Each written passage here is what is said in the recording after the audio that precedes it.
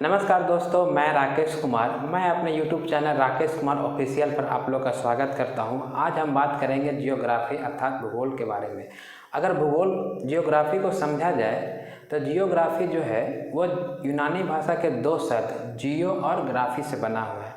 जियो शब्द जो है वो जियोड से लिया गया है, जिसका अर्थ होता है पृथ्वी, और ग्राफी का अर्थ होता है वर्णन। यानी पृथ्वी का जो भी हम वर्णन जिस विषय के अंतर्गत करते हैं उसे हम जियोग्राफी या भूगोल कहा जाता है। ठीक है, यानी कि जियोग्राफी को जो हम दो शब्द से मिलकर बना है, एक जियो और दूसरा ग्राफी। जियो जो है ये कहाँ से लिया गया है? ठीक है, तो जियो शब्द जो है आपको वह जियोड से लिया गया, जिसका अर्थ क्या होता है? जिसका अर्थ होता है पृथ्वी, और ग्राफी का अर्थ होता है वर्णन करना। ठीक है, यानी कि पृथ्वी का जो भी हम वर्णन जिस विषय के अंतर्गत करते हैं उसको हम जियोग्राफी कहते हैं। जियोग्राफी के अंतर्गत जो है वह एस्ट्रोनॉमी को पढ़ेंगे, साथ ही साथ जो है वो टोपोग्राफी, आपका जियोलॉजी, एटमॉस्फेयर, हाइड्रोस्फेयर, ये सभी इत्यादि की जो है सभी जो है इसके अंतर्गत हम पढ़ेंगे। तो सबसे पहले हम बात करते हैं एस्ट्रोनॉमी के बारे में। ठीक है, एस्ट्रोनॉमी क्या है? ठीक है, तो हम आज का टॉपिक जो है वो एस्ट्रोनॉमी है। ठीक है, यानी जियोग्राफी का अर्थ क्या है? मतलब पृथ्वी का वर्णन। और जियोग्राफी का जो है पिता यानी भूगोल का पिता जो है इराटोस्थनीज को कहा जाता है।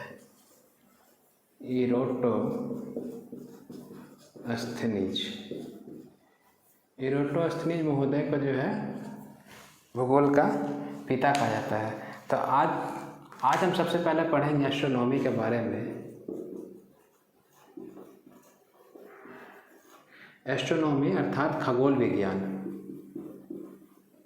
खगोल विज्ञान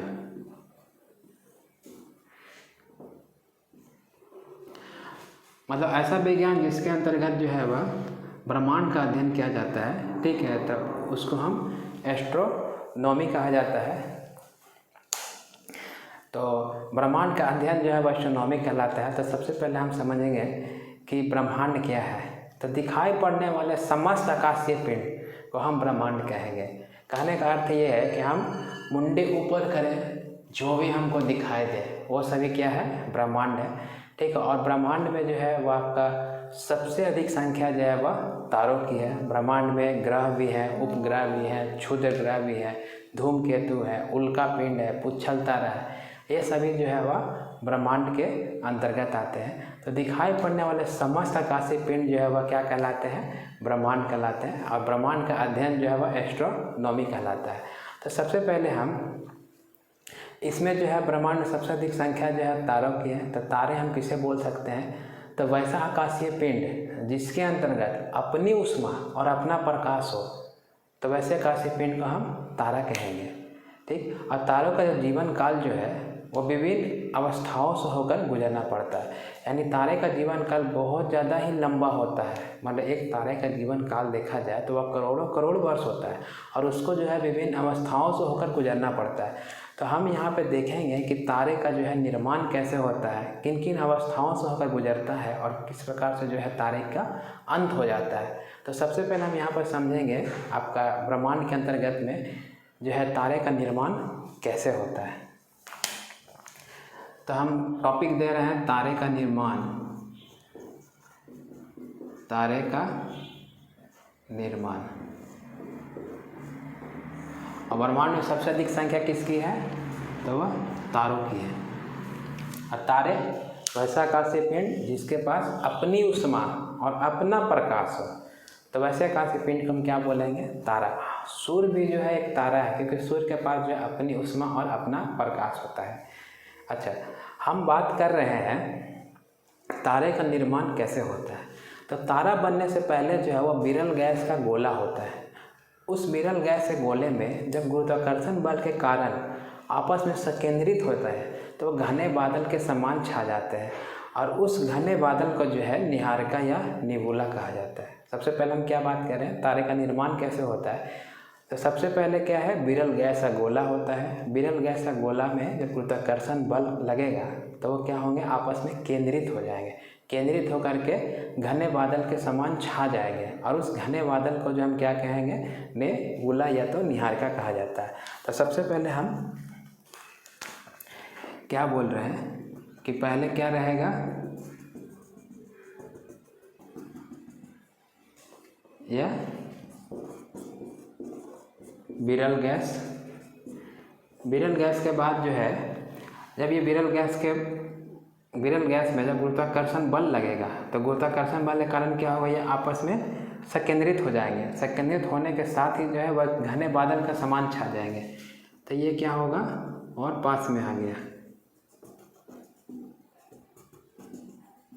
इस घने बादल को क्या कहेंगे, तो इस घने बादल को जो है निहारिका, अंग्रेजी में हम इसको निबुला कहा जाता है। ये निबुला में जब नाभिकीय संलयन विधि के द्वारा, इस निबुला में नाभिकीय संलयन की विधि के द्वारा जब दहन की क्रिया प्रारंभ होती है तब जाकर के तारे का निर्माण होता है। ठीक है, यानी निहारिका के बाद जो है वो क्या बनेगा, इसके बाद जो है वह तारा बनेगा। इसके बाद क्या बनेगा,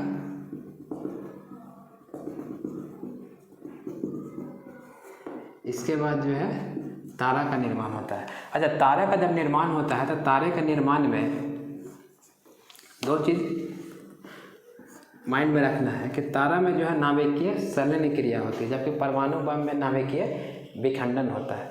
तो तारे में जो है नाभिकीय संलयन हो रहा है। ठीक है, संलयन किसका संलयन किस में होता है, तो इसका जो हाइड्रोजन का संलयन हीलियम में। ठीक है, हाइड्रोजन का संलयन किस में हो रहा है, हीलियम में होता है। साथ ही साथ तारे के अंदर जो ईंधन होते हैं वो आपका प्लाज्मा अवस्था में होती है, प्लाज्मा अवस्था में होती है। और यह पदार्थ सबसे गर्म अवस्था है। अब प्लाज्मा अवस्था के लिए मिनिमम टेम्परेचर कितना होना चाहिए, 6000 डिग्री सेल्सियस होना चाहिए। तो इस प्रकार से जो है तारे का निर्माण होता है। ठीक है, इसको फिर से समझते हैं कि तारे के निर्माण के लिए सबसे पहले विरल गैस का गोला होता है। उस विरल गैस के गोला में जब गुरुत्वाकर्षण बल लगता है तो वह आपस में केंद्रित होने लगते हैं। जब वह केंद्रित होंगे तो उसे जो है निहारिका या तो निबुला कहेंगे। और उस निहारिका और निबुला में जब नाभिकीय संलयन विधि के द्वारा दहन क्रिया प्रारंभ होती है तो उसमें जो हाइड्रोजन का जो है परिवर्तन हीलियम में हो जाता है, और साथ ही साथ उसके अंदर ईंधन जो है वो प्लाज्मा अवस्था में होती है। अगर हम बात करें तो पदार्थ की 3 अवस्थाएं, ठोस, द्रव और गैस, और पदार्थ की चौथी अवस्था को जो है वह प्लाज्मा अवस्था कहा जाता है, जो सबसे दुनिया की सबसे गर्म अवस्था है प्लाज्मा अवस्था।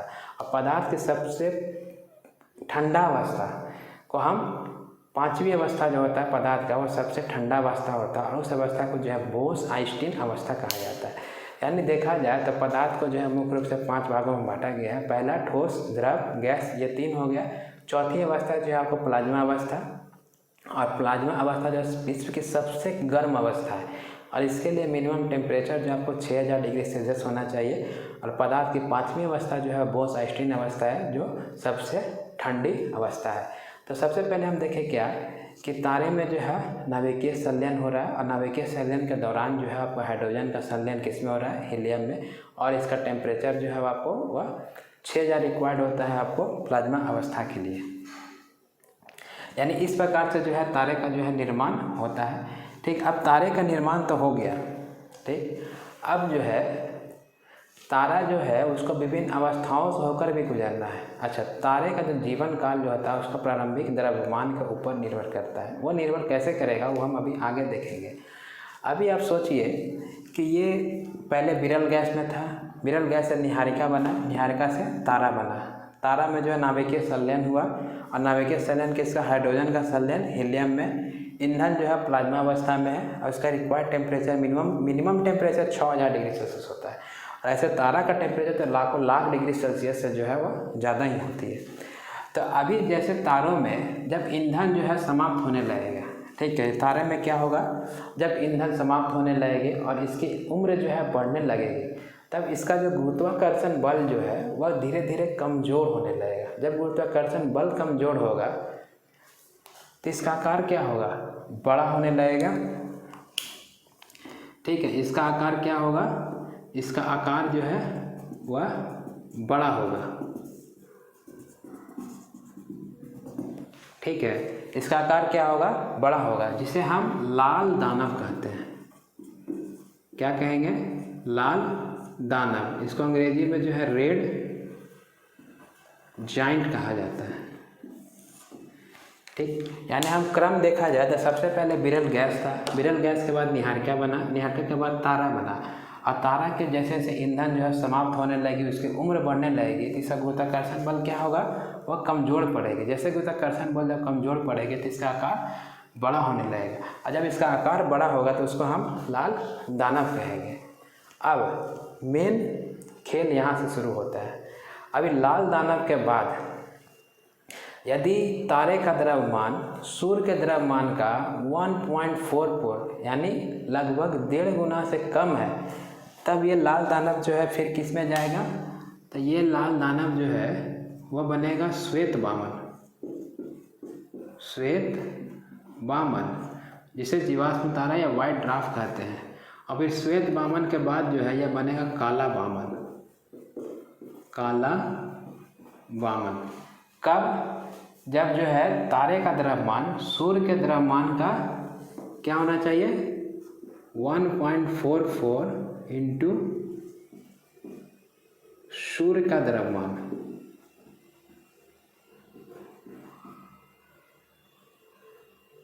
सूर्य का द्रव्यमान, तब जो है क्या बनेगा, श्वेत वामन। और श्वेत वामन को जो है वाइट ड्वार्फ, और काला वामन को ब्लैक ड्वार्फ, ब्लैक ड्वार्फ कहते हैं। यानी अभी हम देख रहे थे पहले बिरल गैस का गोला था, बिरल गैस के गोला के बाद निहारिका बना, निहारिका के बाद तारा बना, तारा में जो है नाभिकीय संलयन क्रिया हुई, नाभिकीय संलयन के दौरान जो हाइड्रोजन का संलयन हीलियम में हुआ, ईंधन जो है प्लाज्मा अवस्था में थी, इसका temperature minimum temperature 6000 degree Celsius होता है। और जब तारे के जो है उम्र बढ़ने लगेगी और इसका ईंधन जो है वह समाप्त होने लगेगा, ठीक है, तो इसका आकार बड़ा होने लगता है। जैसे आकार बड़ा होगा तो इसको जो हम रेड जाइंट कहते हैं। अगर यहाँ के बाद अगर तारे का द्रव्यमान जो है वह सूर्य के द्रव्यमान का 1.44 से कम हो, इससे क्या हो, कम हो, तब जो है वह श्वेत वामन लाल दानव के बाद जो है वह श्वेत वामन बनेगा, और श्वेत वामन के बाद जो है वह काला वामन बनेगा। श्वेत वामन को जो है जीवाश्म तारा के नाम से भी जाना जाता है। अच्छा, छोटे तारे जो है वह श्वेत वामन अवस्था में ही जो है वह चमकते हैं, ठीक है। जैसे उसकी उम्र और बढ़ेगी और वह चमकना जब छोड़ देगा तो इस प्रकार से वह काला वामन बन जाएगा। काला वामन जो है चमकता नहीं है, यानी श्वेत वामन ही काला वामन बनेगा जब वह चमकना छोड़ देगा। इस प्रकार से जो है काला वामन बन गया तो तारा मर गया, यानी छोटे तारा का जो है इस प्रकार से जो है मृत्यु मतलब अंत हो जाता है। अभी केस दूसरा जो ये बनता है कि यदि लाल दानव का द्रव्यमान सूर्य के द्रव्यमान के 1.44 गुना से जो है वो ज़्यादा हो जाए, ठीक है। हम क्या बोल रहे हैं कि यदि लाल दानव का द्रव्यमान सूर्य के द्रव्यमान के 1.44 सूर्य का मास, ठीक है, इससे जब ज़्यादा हो जाए तब क्या बनेगा, तब जो है वह अभिनव तारा बनता है। अभिनव तारा, अभिनव तारा को जो है सुपरनोवा भी कहा जाता है, सुपरनोवा, सुपरनोवा तारा। यानी इसके लिए कंडीशन क्या होता है कि यदि लाल दानव का द्रव्यमान जो है सूर्य के द्रव्यमान का 1.44 गुना से ज़्यादा है तब वह अभिनव तारा बनेगा। और अभिनव तारा में कार्बन जैसे हल्के पदार्थ लोहे जैसे भारी पदार्थ में कन्वर्ट होने लगते हैं, जिसके कारण जो है इसमें बहुत बड़ा विस्फोट होता है, और इसलिए इसे जो है विस्फोटक तारा भी कहा जाता है। और विस्फोट होने के बाद जो है वो अभिनव तारा के बाद जो है वह न्यूट्रॉन तारा बनेगा। इसके बाद क्या बनेगा, इसके बाद जो है न्यूट्रॉन तारा बनेगा, न्यूट्रॉन तारा बनेगा। और न्यूट्रॉन तारा के साथ ही साथ जो है वह पल्सर तारा और क्वेसर तारा भी बनेगा।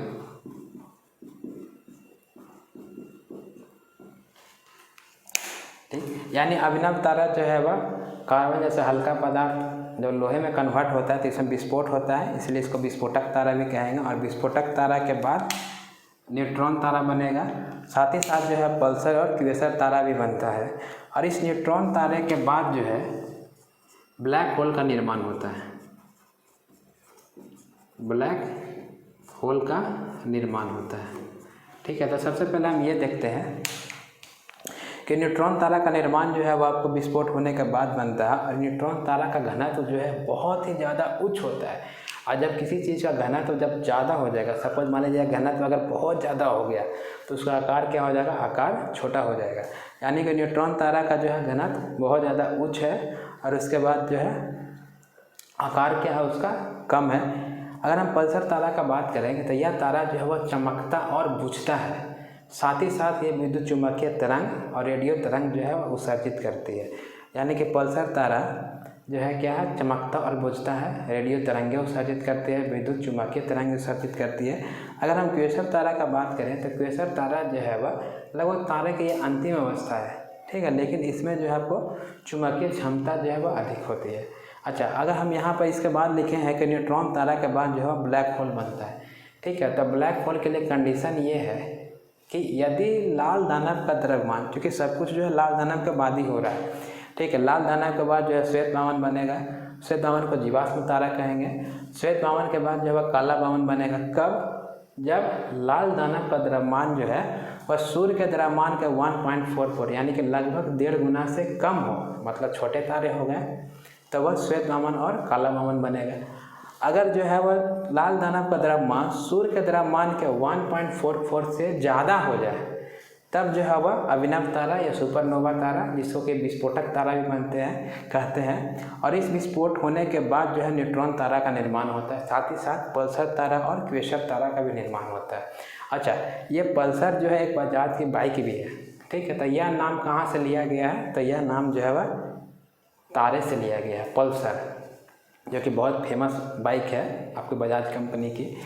तो न्यूट्रॉन तारा के बाद जो है ब्लैक होल बनता है। लेकिन ब्लैक होल के लिए कंडीशन ये है कि आपका यदि लाल दानव का द्रव्यमान सूर्य के द्रव्यमान का 3 गुना से ज़्यादा हो तब जो है ब्लैक होल का निर्माण होता है। यानी कि इसके लिए ब्लैक होल के लिए कंडीशन क्या है कि इसका द्रव्यमान जो है वह सूर्य के द्रव्यमान का कितना होना चाहिए, 3 गुना से क्या होना चाहिए, ज़्यादा होना चाहिए।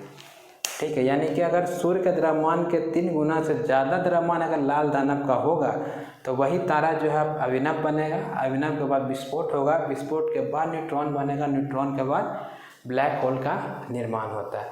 और ये ब्लैक होल का निर्माण के लिए कंडीशन जो है वह सूर्य के द्रव्यमान से 3 गुना से ज़्यादा होना चाहिए। साथ ही साथ इसका घनत्व इतना ज़्यादा उच्च होता है, इतना ज़्यादा उच्च होता है कि इसमें अगर एक चम्मच ब्लैक होल, या इसको हिंदी में कृष्ण विवर कहते हैं, अगर 1 चम्मच ब्लैक होल का द्रव्यमान देखा जाए तो 100 हाथियों के द्रव्यमान के बराबर होता है। अगर कहने का अगर कहीं गलती से जो है आपका ब्लैक होल का 1 चम्मच, ठीक है, या माथा पर गिर गया तो पता चला कि इधर से गिरा और पूरा शरीर को जो है फाड़ते हुए निकल जाएगा। इतना ज़्यादा घनत्व होता है। और इस वजह से जो है आपको ब्लैक होल में जो है प्रकाश की किरणें भी जो है पास नहीं हो सकती है। और ब्लैक होल को सबसे पहले जो है वह एस चंद्रशेखर साहब ने देखा था। ठीक है, किसने देखा था? एस चंद्रशेखर साहब ने। तो सबसे पहले हम बात करेंगे, जो हम देख रहे हैं कि तारे का निर्माण कैसे हुआ, तो उसको फिर से एक बार देख लेते हैं कि सबसे पहले क्या था कि विरल गैस का गोला था। जब विरल गैस का गोला एक गुरुत्वाकर्षण बल लगा, गुरुत्वाकर्षण बल के कारण जो है वो इसके अणु परमाणु जो भी है इसके आपस में संकेंद्रित हुए। केंद्रित होने के बाद जो है वो घना बादल बन गया। घना बादल का जब बना तो उसको निहारिका या नेबुला कहा गया। जब इस निहारिका नेबुला में जो है वह हाइड्रोजन का संलयन हीलियम में हुआ, साथ ही साथ इसके अंदर ईंधन जो है वह प्लाज्मा अवस्था में है। तो इस प्रकार से तारे का निर्माण हुआ। ठीक, तारे में जो है वह नाभिकीय संलयन, परमाणु बम में नाभिकीय विखंडन, और ये प्लाज्मा अवस्था में ईंधन है। प्लाज्मा जो है पदार्थ की चौथी अवस्था होती है, जो विश्व की सबसे गर्म अवस्था है प्लाज्मा अवस्था। तारे के निर्माण में जब हो जाएगा तो जैसे जैसे इसकी उम्र बढ़ेगी और साथ ही साथ ईंधन इसका समाप्त होगा, ठीक है, तो यह तारा जो है इसका आकार जो है धीरे धीरे बड़ा होगा। जब इसका आकार बड़ा होने लगता है तो इसको हम लाल दानव, दानव मतलब राक्षस नहीं, ठीक है, इसका नाम है लाल दानव, जिसको अंग्रेजी में रेड जाइंट कहते हैं। तो लाल दानव का रूप ले लेगा। लाल दानव के बाद जो है दो कंडीशन होते हैं, या तो तारा जो है वह छोटा रहेगा या तो तारा बड़ा रहेगा। तो कुछ तो हम रेफरेंस पॉइंट बनाएंगे। तो रेफरेंस जो है बनाया गया है सूर्य का द्रव्यमान को। तो अगर लाल दानव का द्रव्यमान जो है सूर्य के द्रव्यमान के 1.44 से कम है तब वह लाल दानव के बाद श्वेत वामन बनेगा, जिसे हम जीवाश्म तारा या व्हाइट ड्वार्फ कहते हैं। और छोटे तारे जो है वो श्वेत वामन अवस्था में ही चमकते हैं, ठीक है। जब उसका चमकना समाप्त हो जाएगा, ठीक है, तो वह काला वामन बनेगा। और इस प्रकार से तारे छोटे तारे का अंत हो गया, ठीक है। दूसरा कंडीशन ये था कि यदि लाल दानव का द्रव्यमान सूर्य के द्रव्यमान के जो है 1.44 से ज़्यादा हो जाए, ठीक है, तब वह अभिनव या तो सुपरनोवा तारा बनेगा। और इस अभिनव तारे में जो है कार्बन जैसे हल्के पदार्थ लोहे जैसे भारी पदार्थ में बदलने लगता है, जिस कारण से इसमें क्या होता है, महाविस्फोट होता है। और विस्फोट होने के बाद जो है न्यूट्रॉन तारा बनता है। न्यूट्रॉन तारा के साथ साथ जो है पल्सर और क्वेसर तारा भी बनता है। न्यूट्रॉन तारा का खासियत क्या है कि इसके सभी अंश जो है न्यूट्रॉन के रूप में रहेंगे। इसका जो है घनत्व क्या है, बहुत ज़्यादा उच्च हो जाएगा। जब किसी चीज़ का घनत्व जब उच्च होगा तो उसका आकार क्या होगा, छोटा होगा। पल्सर तारा का क्या गुण है कि पल्सर तारा जो है वह बहुत अधिक चमकता और बुझता है, मतलब टिमटिमाता बहुत ज़्यादा। और इसमें जो आपको रेडियो तरंगें और विद्युत चुम्बकीय तरंग उत्सर्जित होती है। क्वेसर तारा जो है वह तारे का लगभग अंतिम अवस्था था। साथ ही साथ जो है देखा जाए तो ये चुंबकीय क्षमता इसमें उच्च होती है। और न्यूट्रॉन तारा के बाद जो है वह ब्लैक होल का निर्माण होता है। और यह ब्लैक होल जो है ना बहुत खतरा है। इसमें क्या है, कंडीशन क्या था, सूर्य के द्रव्यमान का 3 गुना से ज़्यादा होना चाहिए। अच्छा, ये ब्लैक होल का चुंबकीय क्षमता उच्च, प्रकाश की किरणें को जाने नहीं देगा। ब्लैक होल का खोज किसने किया, तो एस चंद्रशेखर ने। अच्छा, ये इतना खतरा है, इसका चुंबकीय क्षमता इतना ज़्यादा हाई होता है, घनत्व क्या है ज़्यादा, यानी ब्लैक होल का घनत्व ज़्यादा, चुंबकीय क्षमता ज़्यादा, प्रकाश की किरणें को नहीं जाने देगा। और ये जो है चुंबकीय क्षमता उच्च होने के कारण ये श्वेत वामन और काला वामन को क्या करता है कि अपने ओर खींच लेता है। ये बोलता है भाई तुम मेरे अंदर में आ जाओ। और इस प्रकार से जो है वो श्वेत वामन और काला वामन जो है ब्लैक होल के अंदर चल जाता है। और ब्लैक होल श्वेत वामन और काला वामन का जो है अंत किस में होता है, तो ब्लैक होल में होता है, जो हम आगे जब गैलेक्सी पढ़ेंगे तो अच्छे से समझ पाएंगे वहाँ पे। अभी आप सिर्फ इतना जानिए कि ब्लैक होल जो है चुंबकीय क्षमता उच्च होने के कारण जो है श्वेत वामन और काला वामन को जो है अपनी ओर खींच लेता है, ठीक है। तो मैं आशा करता हूँ कि जो है ये तारे का निर्माण और तारे का जो है किन किन अवस्थाओं से होकर गुजरना पड़ रहा है, ठीक है, ये सब चीज़ें हम देख रहे हैं। अच्छा, हम बात कर रहे हैं तारे का द्रव्यमान। तो एक अनुमान लगाइए कि तारे का द्रव्यमान कितना हो सकता है। हम तो ऐसे लिख दिए कि सूर्य के द्रव्यमान का 1.44 या 3 गुना से ज़्यादा, 5 गुना भी हो सकता है, 10 गुना भी हो सकता है।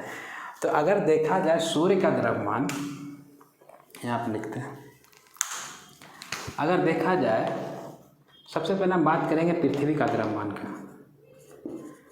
तो पृथ्वी का द्रव्यमान जो है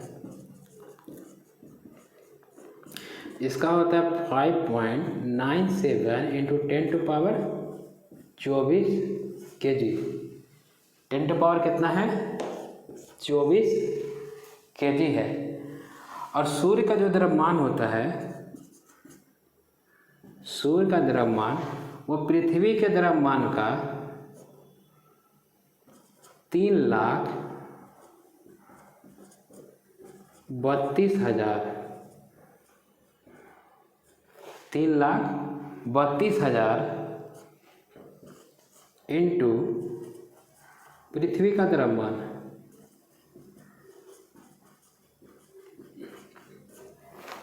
यानी सूर्य का जो द्रव्यमान है, ठीक है, वह पृथ्वी का द्रव्यमान का 3,32,000 गुना।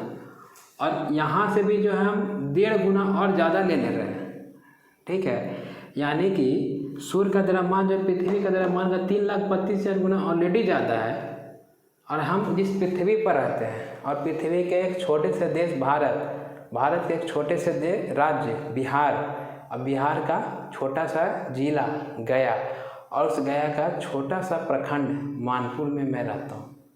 तो आप सोचिए कि एक तारा का जो द्रव्यमान जो है वो कितना ज़्यादा होता होगा, ठीक है, ये अनुमान से परे है। तो तो इस प्रकार से जो हम देखें कि जो है तारे का निर्माण और तारे का अंत है। अच्छा, तारों का रंग जो है वह तारे के पृष्ठ तापमान पर निर्भर करता है। ठीक है, तारों का रंग जो है तारे का पृष्ठ तापमान पर निर्भर करता है। तो तारे का जो है रंग वह 3 प्रकार के होते हैं। सबसे पहले हम बात करें तो सफ़ेद या नीला, दूसरा जो है नारंगी रंग का,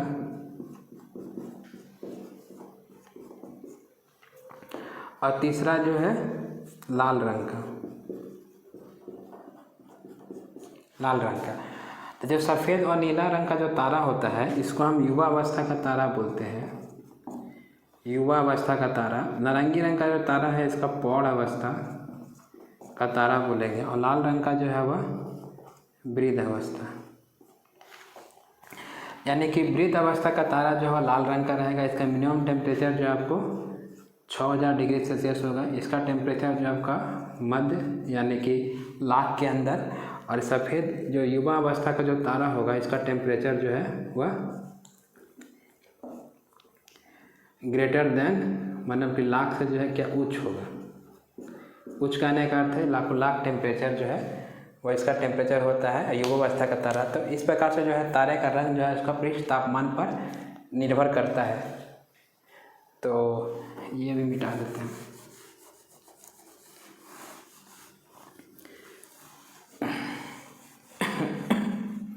सॉरी। तो इस प्रकार से हम देख रहे थे कि जो लाल दानव के बाद जो है एक रेफरेंस पॉइंट हम बना रहे थे। ठीक है, तो ये रेफरेंस पॉइंट जो है जैसे अगर हम बात करें कि 1.44 इंटू यहाँ या तो ग्रेटर था या तो लेस था। तो यदि 1.44 इंटू सूर्य का द्रव्यमान, इसको जो है चंद्रशेखर सीमा कहा जाता है। चंद्रशेखर सीमा, चूँकि ये पूरा कंसेप्ट जो है चंद्रशेखर साहब ने ही दिया था, इसलिए सूर्य का द्रव्यमान को अगर 1.44 से हम गुना कर दें तो इसे हम चंद्रशेखर सीमा कहेंगे। कहने का अर्थ यह है कि यदि लाल दानव का द्रव्यमान चंद्रशेखर सीमा से छोटा है तो वह तारा श्वेत वामन और काला वामन बनेगा। यदि लाल दानव का द्रव्यमान जो है चंद्रशेखर सीमा से ज़्यादा हो जाए तो वह अभिनव तारा और विस्फोट होने के बाद न्यूट्रॉन तारा, पल्सर तारा, क्वेसर तारा, साथ ही साथ जो है इसके बाद यदि सूर्य का द्रव्यमान का 3 गुना हो जाए तब यह ब्लैक होल का निर्माण करेगा। और एस चंद्रशेखर साहब को नोबेल पुरस्कार भी दिया गया है। ठीक है, आपको नाभिकीय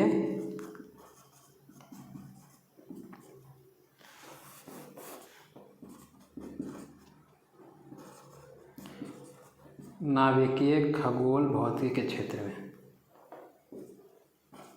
खगोल भौतिकी के क्षेत्र में सन 1883 ईस्वी में, ठीक है, सन 1883 ईस्वी में W.A. फॉलर के साथ, W.A.